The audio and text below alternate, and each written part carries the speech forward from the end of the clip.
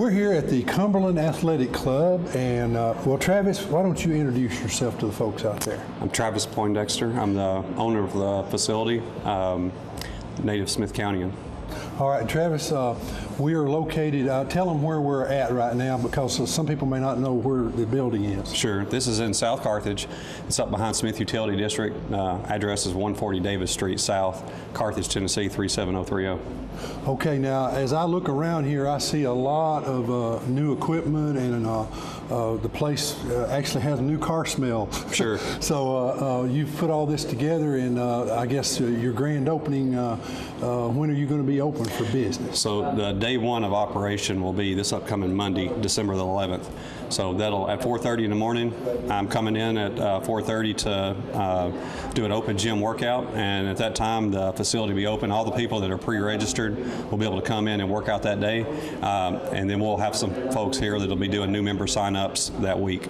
Okay, so basically everything's starting here in the next week or so then? Yes. With the sign-ups and everything. I know in the county we don't have a facility, anything like this. Sure. In my recollection.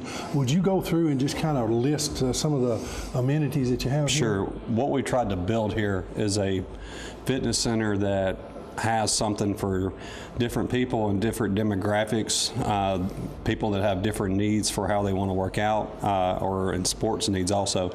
So we have a 24-hour fitness center that has circuit equipment, which has weight stack equipment and so forth for strengthening muscles and for injury prevention. We have cardio equipment, really nice new cardio equipment, treadmills, ellipticals. There's a 3D bike over there where you can do a 3D track, so forth. And there's the TVs and stuff in here. We also have a separate strength training area that has barbells, dumbbells.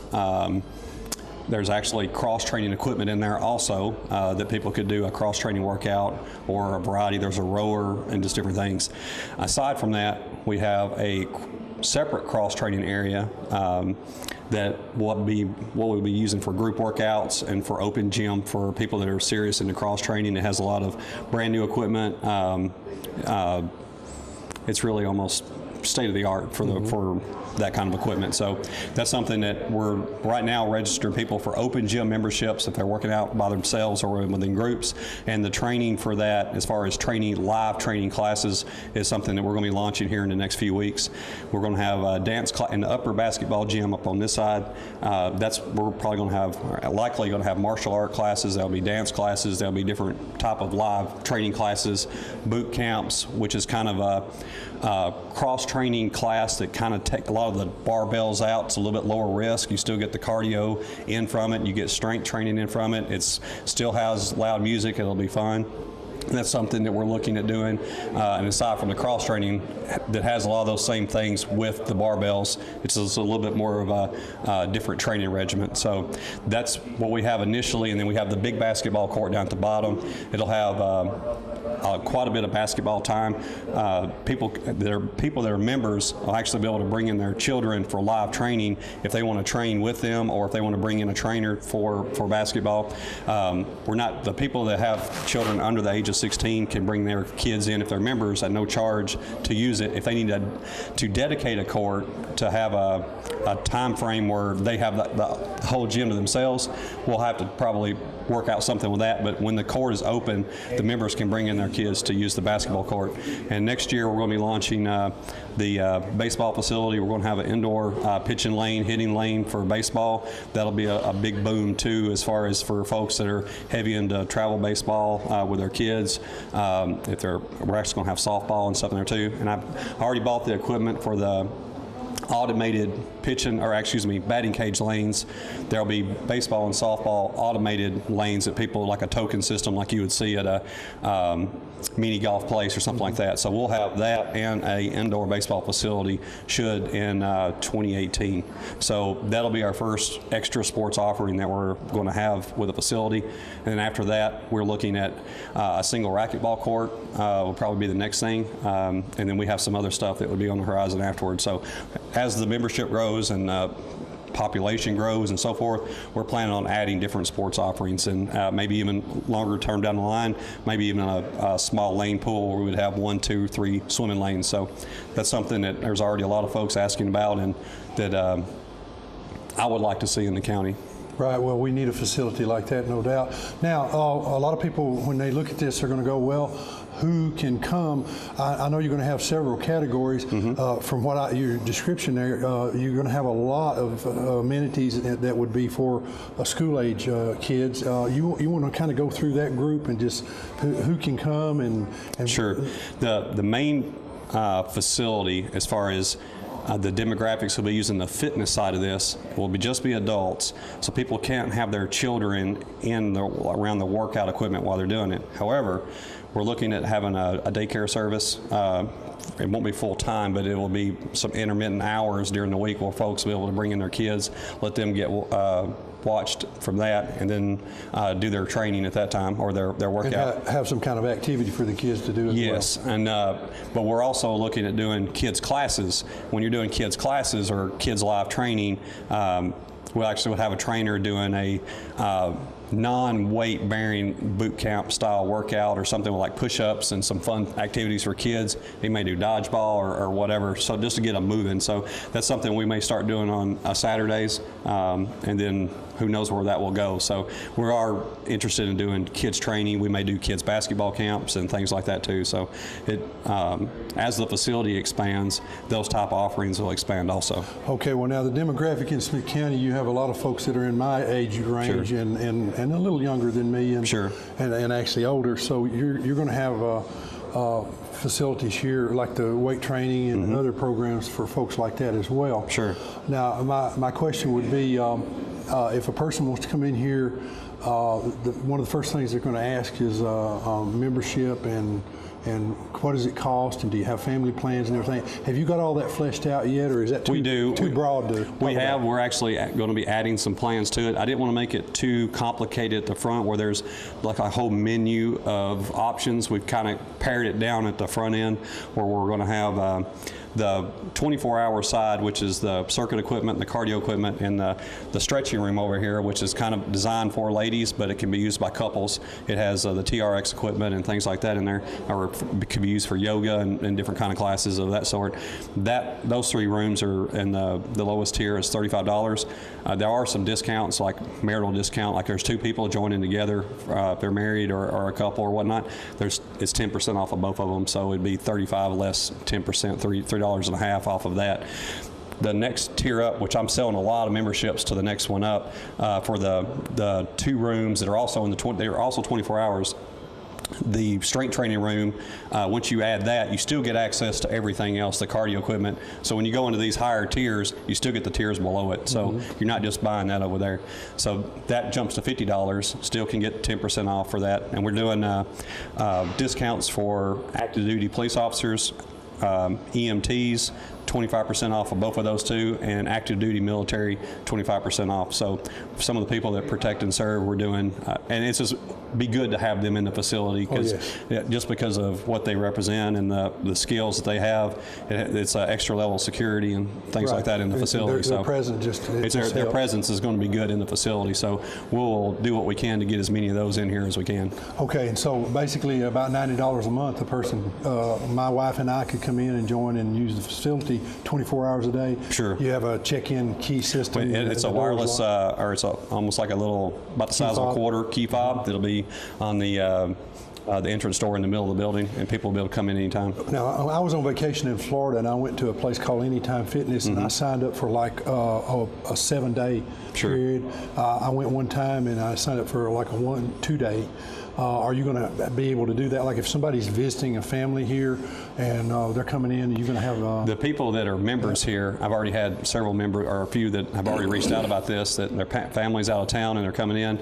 We will let their families, if they're a member here and their families are in town or they have friends in town and they want to come in, we'd ask that they sign a waiver. We'll have some kind of a minimal charge and we'll let them come in, absolutely. Okay, well, I was thinking that you would do that. Sure. Well, I don't know of anything else. We're of course, while we're talking, there's some B-roll footage, some footage of gym around so people will kind of see the facility. Sure. Is there anything that you would want to say that we may not have missed in the interview about the Cumberland Athletic Club? No, I think that we've covered most of the initial offerings. There's going to be more announcements to come about trainers, classes, and so forth. So a lot of that stuff we're kind of putting together, but we wanted to go ahead and get the doors open, let people kind of come in, see the facility, start using it, and then as we've talked to them, we're kind of getting a better idea of some of their needs. So we will structure our training around the people that want to use the gym. So. Okay, and one thing we didn't mention, there are change facilities here. Yes, we have a dedicated changing room that's separate from the bathrooms. It has gym lockers in it. And there's the 2 big bathrooms here in the main area, and then actually added 2 bathrooms on near the big basketball gym.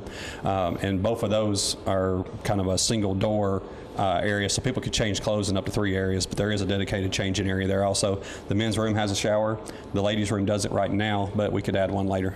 Okay, well, Travis, thank you for letting us come over and talk about your club here. It looks like it's going to be a great thing for the people in the area. And folks, if you got any more questions about that, how can they contact to get information?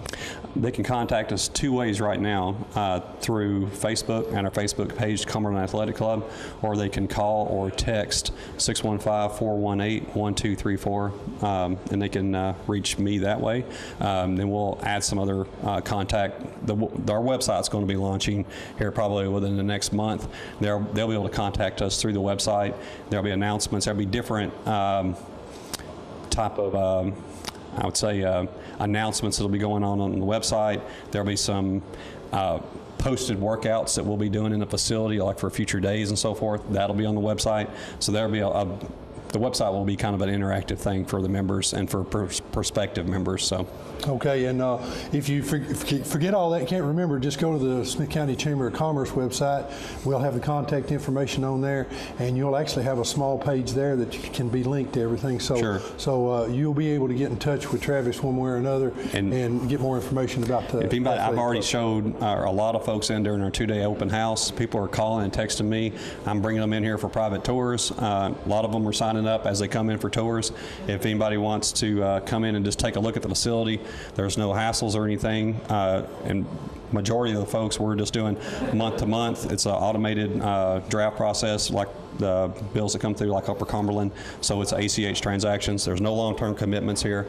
If people want to sign up for a full year and pay, they could, but the majority of folks we're doing month to month, and it's easy to get access into the facility, and if they ever leave town or anything like that, there's no hassles here about leaving the facility. Okay, so it's painless, and well, maybe the workouts aren't painless, but the process of getting to become a member is painless. Yes, and I'll say this about our workouts, because even with some of the cross training, there's been some folks, maybe even local or nationally and so forth, the cross training that. There is some folks that think that, you know, it can be painful and so forth. We're going to do our training a little differently here. We're not going to try and force anything on anybody that they're uncomfortable with. So we'll try and take as much of the risk out of cross training as possible. We'll try and keep it fun. If people that want to get really good at it and be really competitive, they can, but the people as they progress through life, you know, if you want to take your risk down but still be part of a class, you can do that. The gym I was going to in Nashville before I opened this one up, there were people in there in their 70s doing cross training. They just took the weight down. They adjusted their reps down. They still fully participated in the classes and the stretches and all that kind of stuff. So you can do it and do it safer, and that's what we're going to try and do here. So. Okay, so it's a facility for anybody that walks through the door. Yes. That's what it boils down. Travis, thank you very much. Thank you. Folks, we'll be right back. All right, we're here at the Cumberland Athletic Club, and we asked Mayor Michael Nesbitt to come by. And Mayor Nesbitt, appreciate you coming over. Yes, sir. As I told Mr. Travis there, this place is wonderful. He did a good job, did he not? Yes, he has. I think anybody that comes in here is going to be impressed with the quality of the way everything looks. Oh, yeah, of course, I come today for the ribbon cutting, but after I got here, I'm really proud of what he's done here. I remember when this building was the UCHR office. UCHRA office and the senior center, and it didn't look anything like this for sure. Oh yeah, and before that it was a school. When you come in and you see, well, like for instance, we're looking at a really nice stone wall there. And, that's what I like the most is the rock work it's done. yeah, he's done some good. excellent work here. That's right. Anyway, the reason we wanted you to come over is I just had some questions that I wanted to ask you, and then I thought maybe at the end I'll step out and just let you kind of address folks. You know, at the end of the year we try to do sort of a state of Smith County address, Right. and so I thought that would be good to do. Now, one of the questions that I had is there's been a recent change in the way that we do our bookkeeping in the county, and it's fairly major, and it's basically centralized accounting. And I thought a lot of folks out there probably don't understand, number one, why you did it, and number two, what it means. And so if you would you explain that? Yes, sir, I'd be glad to. It's a good topic, you know, that what we've recently changed to. It's called the Fiscal Control Act of 1957, and what that does, that centralizes accounting and payroll, anything to do with money. It centralizes that for the highway department and the general fund. Now that you have the opportunity for the school, if they ever wanted to join, they actually could, but they didn't want to do that. So so we kind of left that, you know, to them. They're doing their thing, but at some point in time it could, and it's working very good at this point in time. But what it amounts to, the highway department had 3 people that worked in their office. We had 3 people that worked in my office. And so we didn't hire anybody additional. You know, that's the first thing most taxpayers want to know when you do something. Okay, what have you done to our bottom line? We're already paying the 3 people at the Smith County Highway Department. We're already paying the people at the Smith County Mayor's office. So there is one person now at Smith County Highway Department that basically answers the phones and keeps up with maybe people if they got work that needs to be done on the roads, and if it be a praise or a complaint, you know, she'll field that call. And then in my office, I have one person that is doing that in my office also, but we're no longer paying the bills, we're no longer doing the payroll as far as the county mayor. Now what has happened, out of those 6 people that were there, there's 4 that are working in the centralized accounting, and then there are 1 at the highway department and 1 at the county mayor's office. Well, the reason that's important, we actually had audit recommendations. It wasn't really a finding. They recommended to us that we go to a centralized accounting, and there were some things within that, just simple things that you know, if you're doing all these other things, you're taking calls about, you know, about a park, or you're taking calls about a stray dog, or you're talking, you know, and then all of a sudden there's a bill that needs to be paid or a PO that needs to be issued. You can become sidetracked because you've got many different jobs to be done. Well, then the centralized accounting of it, that's all they deal with. Miss Sherry Davis, which has worked in the county for me for many years, does a great job. Her job is HR and payroll, so she takes care of all the HR and all the payroll for the highway department and for all the general fund, whether it be the sheriff's department, register of deeds, clerk's office, whatever it might be. She takes care of all the payroll for that. So it's all done on the same level. And as we found out years ago, we had personnel policies for different departments. And we took all of those personnel policies and put them into one, where everybody's under one personnel policy. It helps us to abide by the law. It helps us to make sure we treat everybody fairly, and that has helped us. So in a sense, that's where we're doing this now. And then Miss Ginger Ramsey, she works at solid waste and in the purchasing. That's her section of it. And then Miss Kendra Marler, she does accounts payable and asset management. So we're required by the GASB 54 law that we have to record any and all assets, and we have to record that if we sell something, it has to come off. If we buy something, it has to go on. We have to amortize that out. So there's a lot of work to be done there accounting-wise. And Miss Daisy Denton, she is actually the director of accounts and budget. And so she's their supervisor, and then she works for the county mayor. And the county mayor appoints that person, but then the county commission actually votes on whether to take my recommendation or not, which the county commission decided. She went through all of the training. She was the perfect person for the job.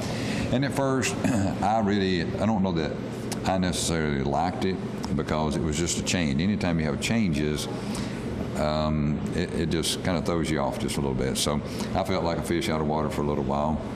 But now I'm actually able to do what a county mayor does. You know, I'm able to work with you more. We're able to work with industrial development more. We're able to take care of situations that come up that are not anything to do with payroll or purchasing, they all have authority to do certain things that's been given by the county commission to me, to them. So our purchasing is done by Ginger. Ginger Ramsey, she issues the POs. Daisy writes the checks. I don't even have to sign my name. And of course, it's all done electronically. But before anybody gets nervous about that, it's all under code. It's you cannot just anybody can go in there and access the computer. It has to be by code. And also, I get a weekly report on what checks have been written. I review all of that report. Then I sign off on that report. Something similar to what we've been doing for payroll for a long time. I don't sign checks anymore. At one time, I was signing all the checks. You know, we have 200 checks. You know, every Friday. That was a tough deal. So.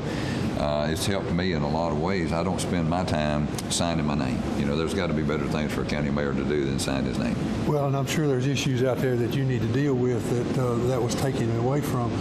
The one thing that I picked up in your what you were talking, number one, this went through Budget and Finance and then went through the county commission. So all 24 commissioners voted to put this in place and felt that this was a good system. And if I remember correctly, it was a unanimous vote. It was. And through the budget talks this year, that's how this recommendation come up. You know, we've had this suggestion from our auditors for years. We finally, they made us, there was a state law passed where we had to have an audit committee. And out of that audit committee, it was recommended we go to centralized accounting. So we had the audit committee that recommended to the Budget and Finance. The Budget and Finance then recommended to the full county commission. Full county commission voted for it. And like you said, I'm pretty sure it was a unanimous vote. Yeah, if my memory serves me correctly, it was. Okay, when you have all this going on, what that actually means, like for instance, Steve Coble's office, he was running a completely separate accounting system. Now, he doesn't have to worry with that. He just, not Ginger, but Daisy takes care of his books, and so he's able to go out and work on the roads more. And I know he made that statement to me. He actually can get out more. Oh yeah, and I think with all the centralized, it actually has saved money for his department. He said the other day that he's got more money to work with now than he ever has. Yeah. So it's really helped.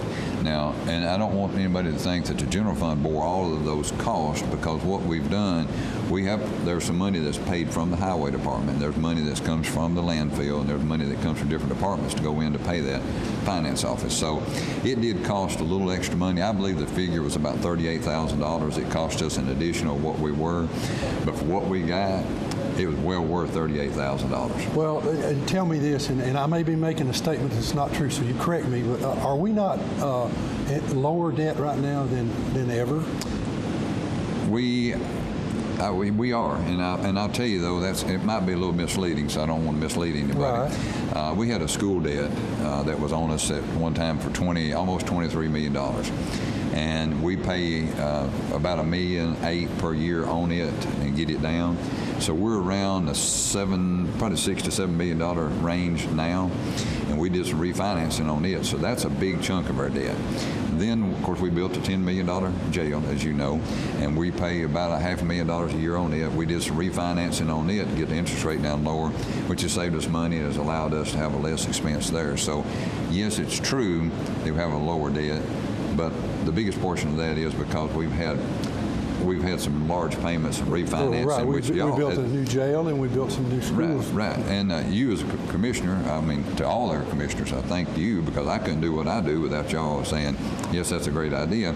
You know, I submit those ideas, and if they're good, they're good. If they're not, you all let me know. Well, and another thing I wanted to bring up, I know the answer to this, but our bond rating is higher than it's ever been so therefore we pay less for money now than we've ever paid. That's great. And it helps us more if we ever do an issue of bonds, which that's probably going to happen, in the future. We have a AA negative bond rating. We really didn't have a bond rating at all. And when we funded the education debt service, that's when we got our bond rating. It's AA negative. Hopefully one of those days we'll get AAA, and I hope that actually is what happens. Okay, well, and I know for a fact that a lot of our payments, and we've actually got to pay early because we've been able to change those interest rates and refinance because of that bond rating. Just for instance, just the other day, I went to the Budget and Finance, which you're on that, went to the full county commission about moving $1 million from the fund balance in the landfill to be able to pay off $1 million worth of debt. And so anytime you can pay off $1 million worth of debt, that's big news in Smith County, Tennessee. Yeah, well, Smith County, I make this statement, and I personally stand by it. I believe we're in as good a fiscal shape as anybody in the state, and I believe the state of Tennessee is as good a fiscal shape as any state in the union. Oh, yeah. And I'm glad I live where I do, and I'm always saying Smith County is a good place to live, work, and play. I really believe that in my heart. I believe it's a good place to be.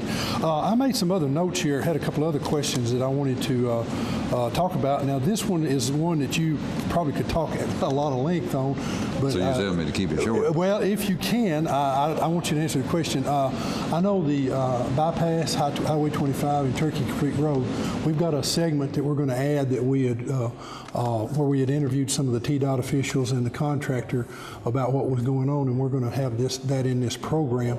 And I just wondered if there was anything that you'd like to say about that, because I know there's a lot of folks out there that it honestly has been a hardship to them, and I really, your heart goes out to them, you know, businesses and people that are affected like that. I know one time in my life, I had my business devastated by something that was totally out of my control, and you feel really helpless, and it makes you do things and say things that you wouldn't normally do. Right. But anyway, I thought you might want to address that. Yeah, we will talk a little bit about it. First of all, I mean, that's a state highway, which for those of you that don't know, I mean, that's a state of Tennessee decision, state of Tennessee contract. You know, they're contracting with civil contractors, and you know, that was a contract that they let, and you know, at first they were going to keep the road open, as you know, and as they told to the public that they would try to keep it open. That didn't work. It become unsafe, and I'm just going by reports that I've heard. Of course, I've talked to Mr. Sammy Odom, which was a gentleman that was hit by that rock and had his grandchildren. Okay. Yes, right.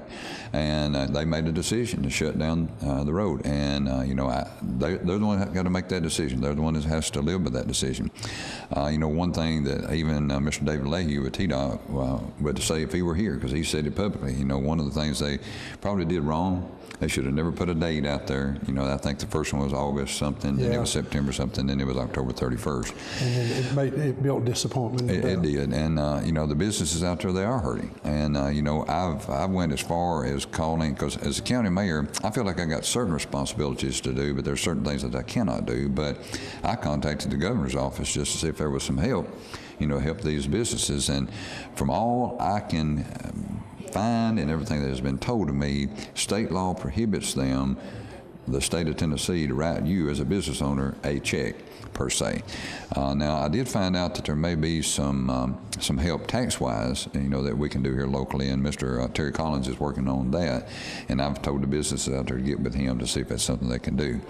But you know, at first, they were going to keep it open. It didn't happen. They closed it down.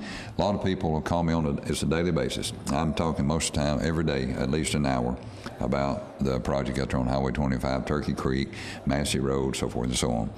Well, you know, and people want to say, I guess, bad things about TDOT, and I just want to be careful with that, because they really tried to help us in many different ways. The first thing that came to mind was people started complaining there was no yellow line. No line on Massey Road, so people were driving in the middle of the road, and it was a real safety issue. So I called, the gentleman called me 8:30, 9:30 one day, and I called Mr. Leahy, and I told him what we had going on. He said, I think we can handle that. Well, at 11:30 that same day, now government don't work this fast. No, that's true. At 11:30 the same day, I get a call from the gentleman that called me that morning about the stripes, saying, you're not going to believe this. I said, well, he said, they're painting the line on the road as we speak. So the same day they painted that yellow line that went all the way down Hartsville Pike and all the way down Massey Road. That's the first thing that they did. Then we had a lot of issues with the shoulder of the road up there on the county road. Mr. Coble, you know, he and I, we were very concerned about that. We contacted the state of Tennessee. They bought some materials for us to try to patch the shoulders of the road. Now, Mr. Coble's bought some, the state of Tennessee's bought some, and then actually a few days before they were going to open up Highway 25, before they found out it was still dangerous, they were going to pave Highway 25.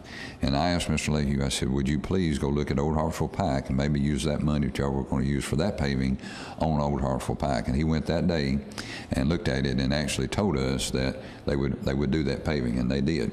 Anybody that travels that road, I know that you're thankful for it, but from shoulder to shoulder, they put a binder down, 2 inches of binder. I don't know what that cost the state of Tennessee, but it did not cost us as a county government anything other than the taxes we paid for fuel and those kind of things that goes to the state of Tennessee. But that was a great benefit to us. And hopefully when this project is finished, they'll be able to put a top coat on Massey Road and Old Hartsville Pike. So those are things that they've helped us with. Now, Turkey Creek is very treacherous, to say the least. It's not a fun trip for anybody to make. You know, tractor-trailer trucks are going around Turkey Creek and don't really know why. They've been told that road is closed. They've got signs that are closed, but really, because it's a state road, because it can handle the actual weight of the trucks, you can't ticket a tractor-trailer truck for driving around Turkey Creek. So we're seeing that, and people meeting those tractor-trailer trucks, which a tractor-trailer truck, I lived and defeated all of my life till I moved to South Carthage. Running Turkey Creek with a tractor-trailer truck 53 feet in length, I wouldn't want to do it. And you meet somebody in a curve, it's dangerous. So that's the issue that we're dealing with now. I don't know, you know, a lot of people want to know, when is it going to open up? They're apprehensive saying anything at this point in time. What do I think? I think it'll be sooner than people think. Now, a lot of people say we want to open up to summer. I believe it will be before then. Well, hopefully they'll get all these issues resolved and they'll get it back open, and these folks can get back to making their living. That's right. Get back to their lives. Great. I really hate things like that happen, and it's unfortunate. There was another, I had a person ask me about how we fund the schools. And a lot of people don't understand, you know, how that goes on. And I know Mr. Smith over there, in my opinion, is doing a great job. And he actually, if I'm remembering right, he has not asked for any increase since he's been in office. Since he's been director of schools, he has not asked for an increase. So that's good for the taxpayer. It is, and they're managing their money very well.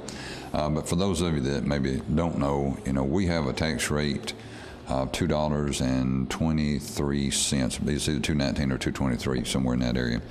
And the school gets about 91 cents of that, 92 cents. And that's equal to about $3.4 million, somewhere in that area. That's from the local tax base. Of course, a lot of the funding for the school comes from the state of Tennessee and a lot of federal funding also. But they do a great job of managing their money, managing their facilities. And I know you, as a county commissioner, being a member of the Budget and Finance and the county commission, appreciates the fact that they have not requested new monies in the past. Now, when you bring that subject up, I can't help but talk about the $50 wheel tax that has been recently taken off. This year, when we were working on the budget, Mr. Commissioner Jimmy Winfrey actually come to me and he said, you know, we're talking about paying this debt off early. What's the chances that we can actually take the wheel sticker off and still pay that debt? And I said, well, all I can do is I can look at it and see. So I put some figures together, and we were actually able to take the $50 wheel tax off of the education debt service, off to the taxpayers. Now, used to, you go to the clerk's office, it cost you $90, $92, $93. Now it's $40-something dollars. So everybody's happy about that. But we didn't do that to hurt anyone. We did that to help, is what we've done, and we're still going to be able to pay it off early. I think we're going to be able to pay it off in 2019. It was scheduled to be paid off in 2021. And the reason for that, there's sales tax, property tax, and the wheel tax went into that. We had a lot of money built up in that because of the collection of the wheel tax. And I don't believe in taxing the people when there's no need to tax the people. Now, exactly. I'm a conservative, but I'm also a realist, and I know that when you need things and you have to pay for things, sometimes you have to raise taxes, and sometimes you have to do things that people don't necessarily like. And I believe in the future we're looking at another building project in the town of Gordonsville. There's no doubt about that. But if we can not have to pay that wheel tax for 2 years, or 3 years. And if we have to, re-vote on that as a public, I just want people to remember, the county commission did what they said. They put it on, and when the debt was paid off, or when we could, we released that. So county commission did a great thing for the people of Smith County in that. Still going to be able to pay the debt off early, and we know that someday that will probably come back. And the people of this county will have that opportunity to vote on it then. Right, they would make that decision. Correct me if I am incorrect in this, but if the debt is paid off, those taxes that are in place, they'll be building that fund for the future, or? Yes, sir. Yes, sir. Actually, we talked to audit about this year. We've had auditors. They seem like they stay in their office, but for not because we're in trouble. That's just their job, that they do that. But we talked to them about that. It would have to be strictly used for school building projects or debt reduction of a school building project. And when we're talking about budgets, I ask people, what do you think the county budget is? I'm talking about schools, general fund, landfill, highway, everybody dealing with that. And most people, they don't have a clue. You probably know because you're on the budget and finance, but we're looking at almost $52 million in Little Smith County, 19,066 people, a $52 million budget. That's just unheard of. But we do a great job of managing that, and that's not just done by me. I have great staff that work for us, different department heads. They do a good job on managing their money. When I first took office, I remember the first year that I was in office in 2002, got toward the end of the budget year, and I noticed all these people were sending in these requests for things. And I'm like, Colin, why are you just now sending that in? Well, we've got money left over, and we need to spend it. And I said, well, why do you need to spend it? We're afraid if we don't use it, we'll lose that when we go back into the budget talk. I made a commitment then, and I still make it today. The departments that need the money, we're going to continue to give them that. And I said, don't spend it just because you think you got to spend it. Spend it if you need it. If you don't need it, turn it back into the fund balance. So they've been able to do that. There's some departments that have turned in $40,000. Some departments have turned in a couple of $100,000 that they haven't spent. So to the taxpayers, I think that's a great benefit, and I've kept my promise. And when we do it like that, it makes us physically responsible. Yeah, well, there's no doubt about it. There was another question that I got asked about funding for the fire departments, and before you answer, I want to say we got a great group of people in our volunteer fire departments in each one of the communities. And I remember when they were formed back in, I believe it was 1996. Anyway, a long time ago, they started the fire departments, and I know Mr. Jackie Carver has been instrumental in that, and Sonny Carter, and back during that day, I remember Stan Webster, and I'm starting naming names, I'm going to get in trouble, but there was a lot of folks that were really involved in that, and some of these guys they're basically total volunteer, and they're not getting, all of them are all of them volunteers. Yes, and they get paid like when they get called out on a fire, a little something, and I think we're really lucky to have them. Is there a possibility someday down the road we could have a full fire department for the county, or do you think that because we're covered good right now? Well, that's a good subject, but I will say this, that people that volunteer, it's becoming a rarity. And it's not because people don't want to volunteer, they're just, their lives are so busy doing their own thing, they don't have time to volunteer. So we're already seeing kind of a shortage of volunteers to fulfill those positions within the volunteer fire department. We have 9 fire departments, a lot of different, and set up in each different community. Then you have Central Fire District that covers all structure fires. They have to come to all structure fires. And we do pay them, when I first took office, I think it was $15 a call, then we went to $20 a call, then we went to $25, and we may be up to $30 a call now. I'm not 100% sure, but we pay each call that they go on, that's what we pay. And that could be 2 o'clock in the morning or whenever. But you bring up the point about a full-time fire department. I think it would be smart for us to maybe have a few people, maybe that few people, I don't know if you could have 2 or if you could have 4, that would be full-time. It would be there on call at all times, and I know that's not going to cover every section of the community, But those people, what we find is people, they're at work, they may be working out of town, be able to come back to fight a fire, they may not be able to get here in time. So I think we ease into that, but I think that is coming one day, and appreciate all the volunteer firemen, but I think that's something we're going to have to go to, is going into it, like I said, 1 or 2, 3 or 4, and ease into that, because I think we're going to find a day we're not going to be able to continue to cover our communities with volunteer firemen. And it's not because they're, again, no disrespect to them, but their lives have become so busy, and the day and time we live in is just different. Yeah, well, I know a lot of communities have went to full-time paid, and could I touch on this too for volunteer firemen, just to make sure everybody knows? We do a lot of things that helps them have good equipment. A few years ago, we bought 9 new fire trucks. That was $1,250,000. I remember that figure, and we were buying 20-year-old trucks that were wore out for anywhere from $40,000, $50,000, $60,000. Well, we purchased brand new trucks for a little bit over $100,000, and we're paying on those, and we put those on a 20-year note, and the payment on this is about $95,000, $96,000 a year. When we get them paid off, they'll be 20 years old. They're our trucks. We've had them from day one, so we know what kind of trucks they are. And we apply for grants for them through the AFG program, Assistant to Firefighters. We got turnout gear for all of our fire departments. I think it was 114 sets of, the self-contained breathing apparatus. That's the first thing we got. We got that for each fireman. I believe it was, I think it was 72 of those. And then we applied for another grant and got approved for 114 sets of turnout gear. And then we're purchasing a sliding unit from one of the fire departments with this last grant, and it's been a good resource. It's a 10% match or 5% match. So we have a $400,000 project. We're paying 5% of that. So you can't beat a deal like that. And I hope that helps the firemen.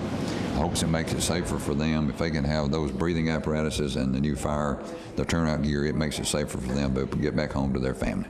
Yeah, and for you folks out there, we need to thank every veteran you see for the freedom that we have, and these firemen for the safety that we have, and our police officers in the county here for the safety that we have.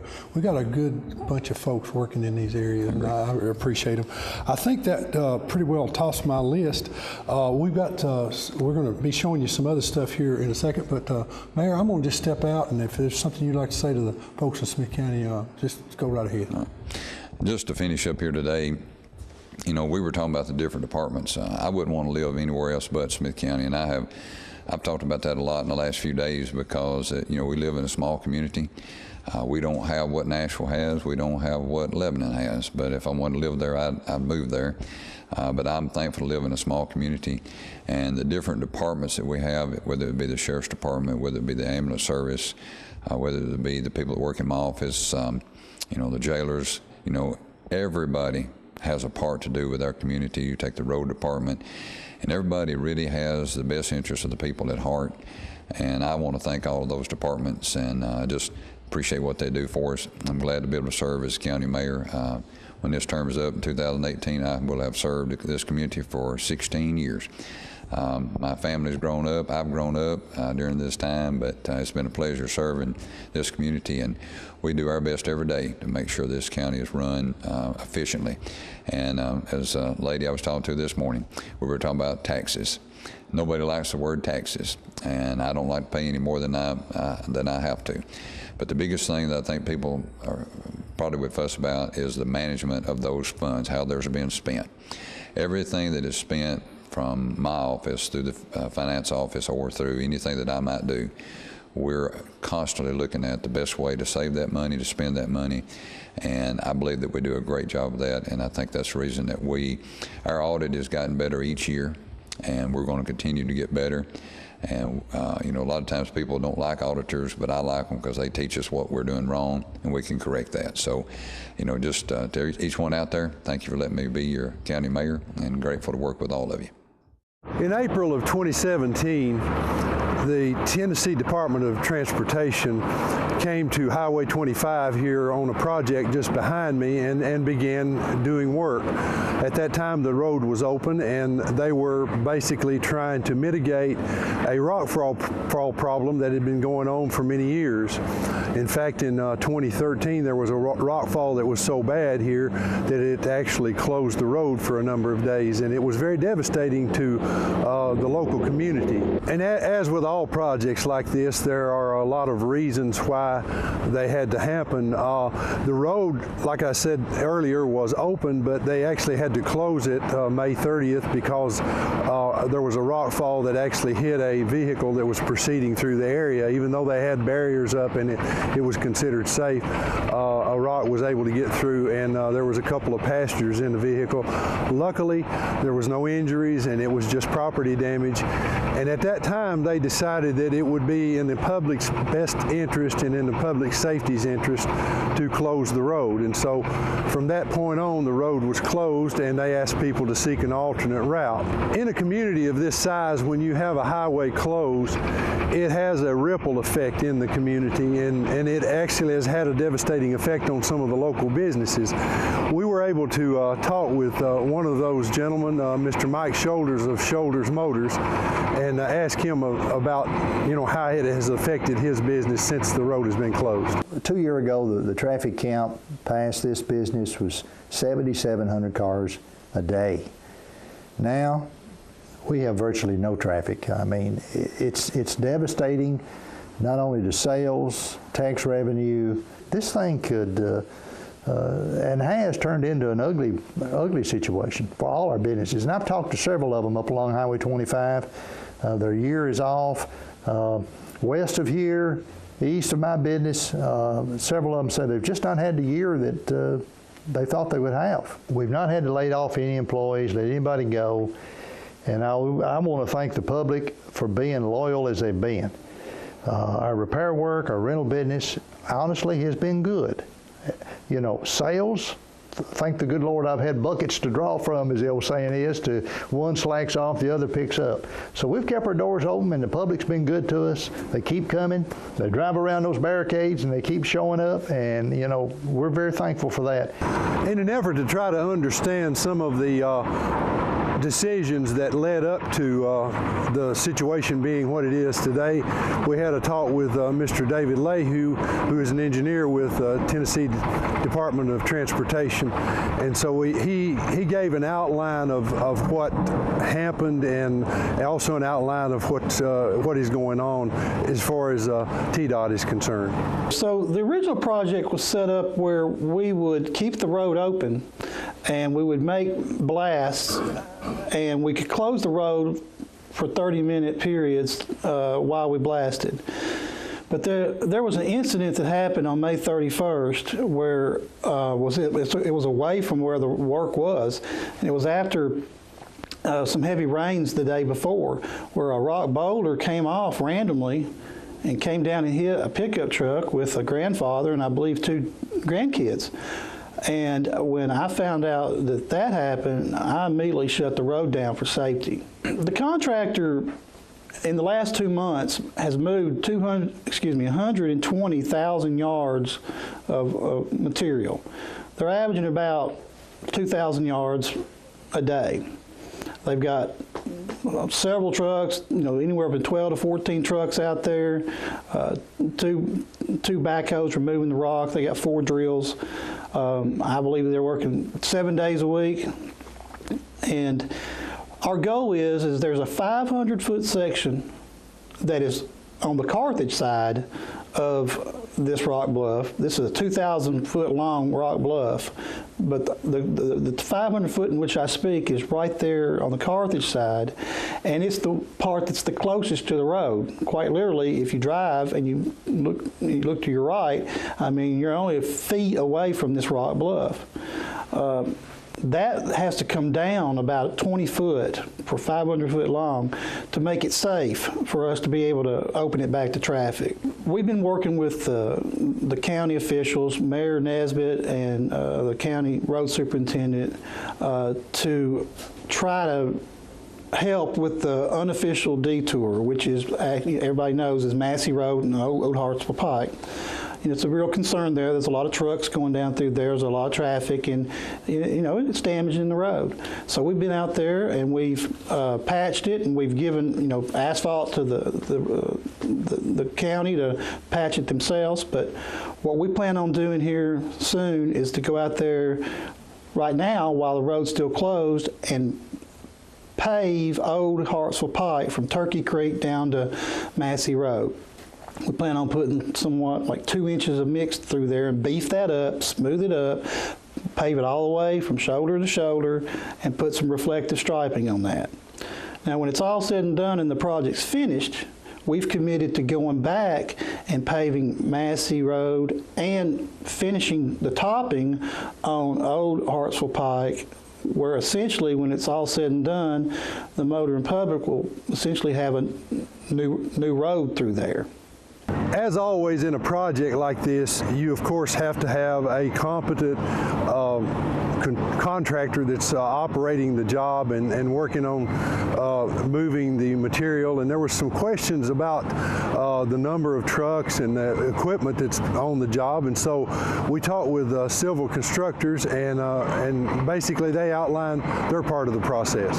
Due to the confined space of the working area, we will be using 12 to 14 on-the-road trucks, and we will be hauling from both ends using 2 excavators to load the trucks, and a whole ram for secondary breakage, and we'll be working 7 days a week, 10 to 12 hours a day.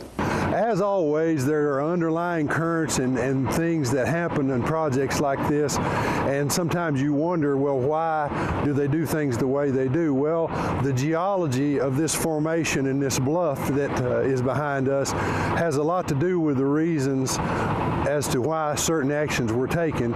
So we talked with TDOT's engineer, who is also the geologist on the project, and he gave a little bit of insight into why some of the things are the way they are. The work on this job was necessary to provide increased protection for the traveling public.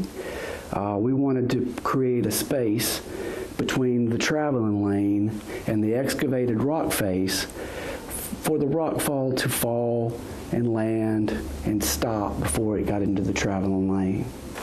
The roadway is kind of saddled in between the river bluff and the river. So we couldn't move left for fear of slope stability in the riverbank. So it was decided to excavate the rock cut back to provide safety for the traveling public. In conclusion, we hope that this video has been informative to you and given you some of the facts and the reasons why things have happened the way they are, and kind of give you a little insight into how things are going to roll out into the future. We did the best that we could to get good information from the people that actually know what's going on, and we hope that you will be able to follow along. We have several chamber members in the local media that are keeping up with this, and you can look to them for updates probably on a daily basis if you would like to. So we hope that we've helped in your questions that you have about the Highway 25 project, and if you should have any other questions and need a little guidance, well, you can give me a call. I'll be happy to help you out if I can. Okay, we're in the parking lot of the Cumberland Athletic Club, and Mr. Chris Hicks has come by. And Chris, you have got some information that we need, is that correct? Sure. So it's December, right? And for a lot of our livestock producers in Smith County, that means it's time to be feeding hay. In fact, a lot of our producers have been feeding hay for the last several weeks. And one thing that often gets neglected is the quality of hay. And it's good to know what the quality of hay is, because if we don't know the quality of the feed we're feeding, we don't really know if our animals are getting the nutrition they need. And so what I wanted to do today is kind of do a demonstration on how we can test our hay for quality. Oh, really? I can't just look at it and go, oh, it looks good. You know, the visual appraisal, it's funny, you know, we have the county fair, and we have hay is a competition in the county fair, and we have judges, and they'll come and they'll feel of it, and they'll rub it, and they'll smell of it, and they do everything except taste it, and then put a blue ribbon on it or a red ribbon, and we can tell a little bit from looking at it, but I can't look at this bale of hay and tell you, okay, it has this much protein, or it has this much fiber, or this much energy. But if I send it to a lab, they can tell me those things, and they can actually tell me how many calories a cow's going to get out of this bale of hay. So you can actually have low-calorie hay. Absolutely, absolutely. So we can have low-calorie hay, high-calorie hay, and so if we've got a pregnant animal who needs maybe a little more nutrition, or even a cow that's had a calf, or a mare that's had a foal, and they need a little more nutrition to feed that animal, and we're feeding them some hay that doesn't have as many calories or as much protein, they're not getting the nutrition they need. And so we need to know that, so we know, hey, we may need to feed them some extra grain or some other concentrate to boost their production. So it's just another step in being a little better at farming. Absolutely, absolutely. Yeah, we can throw the hay out there and hope it's good enough, or we can spend a little bit of time and actually test it and know that, yeah, it's good enough, or no, it's not quite good enough, but here's another feed that we can add to it or supplement and make sure they're getting the nutrition they need. Okay, well, I'm looking forward now. We're going to taste this hay. Sure, we're going to test it instead of taste it, because I think now if you want to taste it, you're welcome to. But I felt like it would probably be easier just to kind of. I don't know if kind of do a forage test. Idea, you know. So what we're going to do is the commercial, you know. That looks good. That looks good. I think you should put that on the chamber page. At the chamber, yeah. Yeah, that'd be a good profile pic on the Facebook or something. Anyway, okay, enough of that. What are we going to do, Chris? Okay, so we're going to demonstrate how to take a forage test, and I'm going to show how to do this so farmers or folks that have livestock will know how to do it. But if they want me to, they're welcome to call the extension office, and I'll come out there on a nice sunshiny day like today and help them do it and show them how to do it one-on-one. And he's telling you the truth, folks. I had a plant growing on my farm, and I didn't know what it was, and I called Chris up, and now I know what it is. Sure. I'm not sure what I'm going to do about it, but I know what it is. Sure. Well, that's one of the things that we offer that sometimes people don't know about is we'll come out free of charge and diagnose issues that are going on in the landscape or on the farm and try to help folks. But we'll go ahead and show how to do this forage sample now.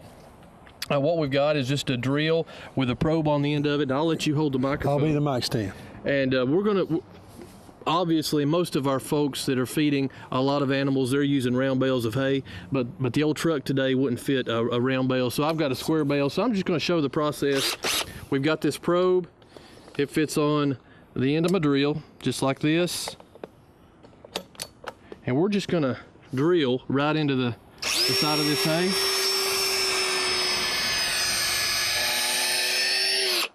And so now, inside this probe, we've got hay.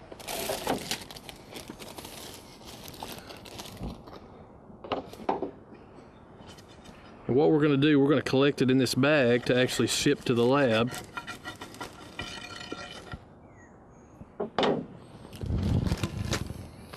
And you can see there, so we've got a little bit of a sample. Now, if we were actually taking samples on the farm, we would want to go through several bales to get a good average of the quality, because we're going to feed a lot more than this one bale to our horse or our sheep or our cow, whatever it is. We're going to sample several bales, mix them up, and put them in a bag just like this.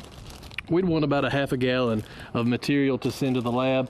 And when we send that to the lab, the UT lab is actually going to send us results that talk about the protein, that talk about the energy, that talk about the fiber, and we can make recommendations based off that. So if this hay is really good, we may not have to do anything, but if the recommendations come back and say, you know, the protein isn't quite what the animal needs, we can make recommendations of, okay, here, go to the feed store and buy this much supplement that has this protein and add to it to make sure the animals are getting what they need. Okay, well that's very interesting, and I did not know that was even something that was available. So sure. That's good information to know. Sure, and so if anybody needs has questions about forage testing or anything else regarding feeding livestock through the winter, they're welcome to contact us at the Extension office, 125 Gordonsville Highway, or 735-2900 is our phone number. Okay, and the Extension office, well, the feeding season is for hay is what, through March, April? Yeah, typically it's going to be till our fescue fescue and orchard grass, those cool season grasses start coming back, which is going to be March or April for most folks. Okay. All right. Well, folks, if you need any information about how to actually just farm a little better, you can call Chris and those folks down there at the Extension office, and they can help you out. And I might mention the commercial I alluded to. I believe that's Farm Bureau, isn't it? I think it is. Yeah, they're proud members of the Chamber, and we appreciate the folks at Farm Bureau, too. All right, Chris, I guess we'll get out of here. Thank you for coming by, and we'll see you next month. Thank you, Bill. Look forward to it. All right.